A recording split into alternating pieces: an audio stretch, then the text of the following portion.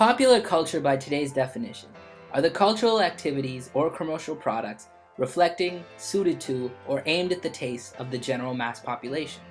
In essence, pop culture is what a lot of people like, want, identify with, or know about. This could range anywhere from movies, television, music, news, celebrity, and many other things. Good or bad, it just needs to be popular. Popular culture is forever intertwined with advertising.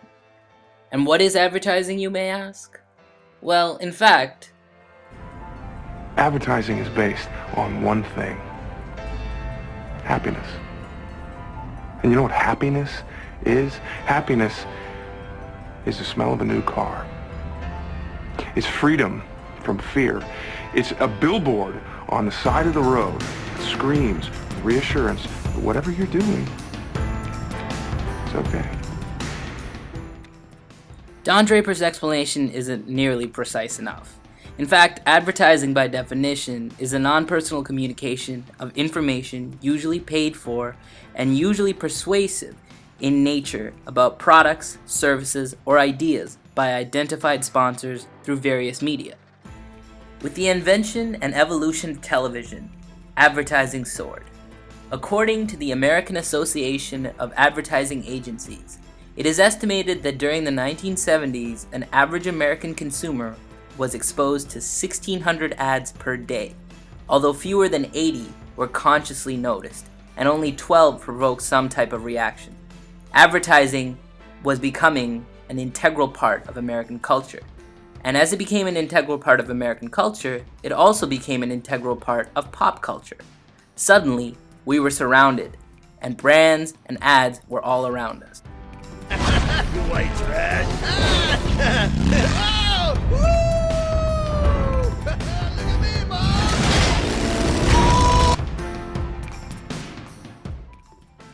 By the beginning of the 1970s, TV viewing had emerged as a core experience of American culture. The growing trend toward the use of TV as a preferred ad medium continued throughout the decade.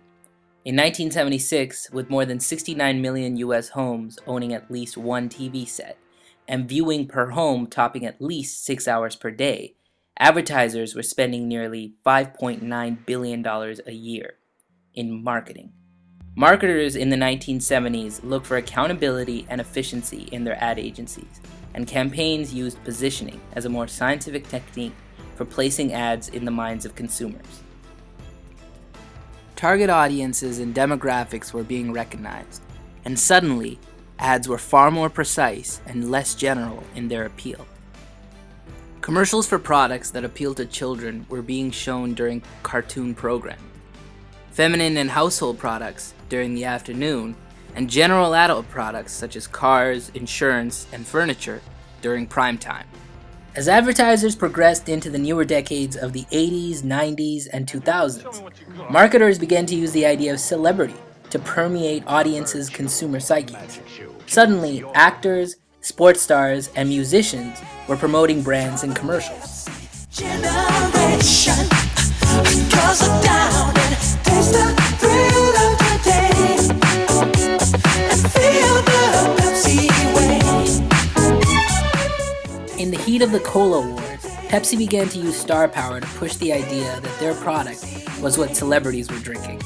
They have used this technique well into modern days, racking up commercial campaigns with faces such as Beyonce, Britney Spears, and even soccer star David Beckham. On top of turning heads using star power, Pepsi celebrity endorsements also sent a message that they were the soda of the youthful generation, thus attaining the cool factor.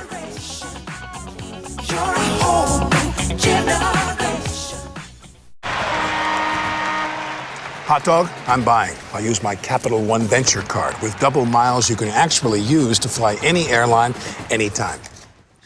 At this point in history, celebrity ads began to become a norm throughout brand advertising. Here's an ad featuring actor Alec Baldwin and NBA Hall of Famer Charles Barkley. In it, Baldwin points out the usefulness of his Capital One Venture card. You got any mustard in there? Here's an ad for Chanel No. 5 featuring Brad Pitt. Now, unlike the Capital One card, this ad doesn't actually tell you anything about the product. It's just an ad featuring Brad Pitt talking and waxing poetics into the camera. What the ad has done is spawn over 8 million hits on YouTube. And as a matter of fact, it's also spawned many parodies. Brand and product awareness of Chanel No. 5 has skyrocketed through the roof. Inevitable. Product placement in TV and films became a huge marketing component around the same time as celebrity status, once again helping brands permeate pop culture. It's the nature of the beast. Maybe I'm wrong on this one, but for me, the beast doesn't include selling out. In this clip from Richard Donner's Superman, we see prominently showcased in the background a Marlboro truck and a large Coca-Cola ad.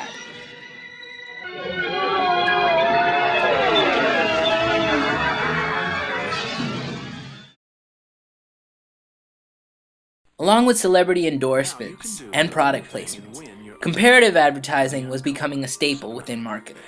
7-Up's Uncola campaign took aim at Coca-Cola and doubled 7-Up sales.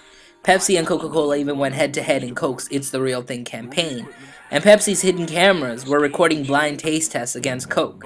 And this, of course, boosted Pepsi's market share within a year. 9,079 great things. One of them's just gotta be yours. No, do not be. One company that has been exceptional in the last half a decade in the field of comparative ads is Apple. Here we see an assortment of ads that promote Apple as the cool, hip brand, while portraying PCs as boring, tedious, and anti-fun. Hello, I'm a Mac. And I'm a PC. I'm into doing fun stuff like movies, music, podcasts, stuff like that. I also do fun stuff like timesheets and spreadsheets and pie charts.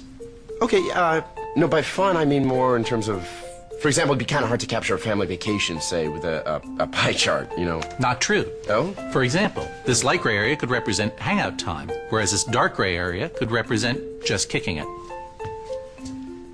Yeah, no, I feel like I was there.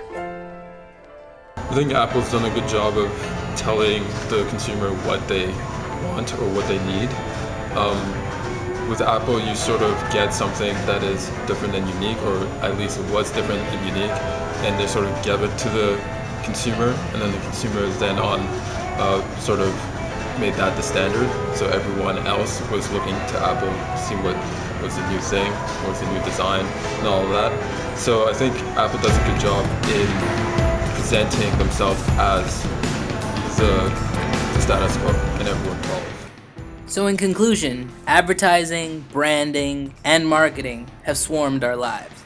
Techniques such as positioning, celebrity endorsements, product placements, and comparative advertising have pushed advertisements to the forefront of today's popular culture. And thus, it has become a large component in our own lives. Can we truly fight it though? Probably not. Do you think that advertising in this day and age is escapable? Do you think you can get away from it? No. Advertisement is on every platform, everywhere pretty much, and we are sort of saturated by it, but I think the only way you can escape it is because of that oversaturation. We don't sort of notice it as much as we would before. Like, I don't look at big billboards. The only time I read stuff that is advertised is actually on the bus, because I read it a lot.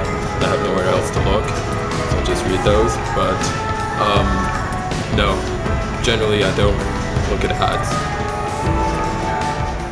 Maybe we should just use this oversaturation to our advantage, and just try and appreciate the advertisements that project some sort of amusement and entertainment towards us, and just enjoy them for what they are.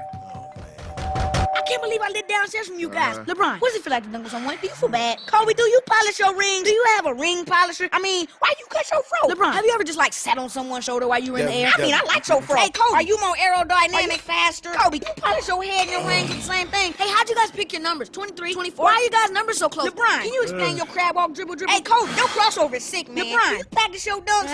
My bad, brother. Allergies. Kobe, can I watch the game? LeBron, who's playing? Hey, Kobe, you ever ate enough empanada? LeBron, hey, do they use a triangle offense? LeBron, you got over 20 triple doubles. Can I have one? Kobe, what you over there reading? Kobe, are you in that magazine? So LeBron, Kobe, LeBron, Kobe, can I see your shoes? Do you have any new shoes? Mm-hmm.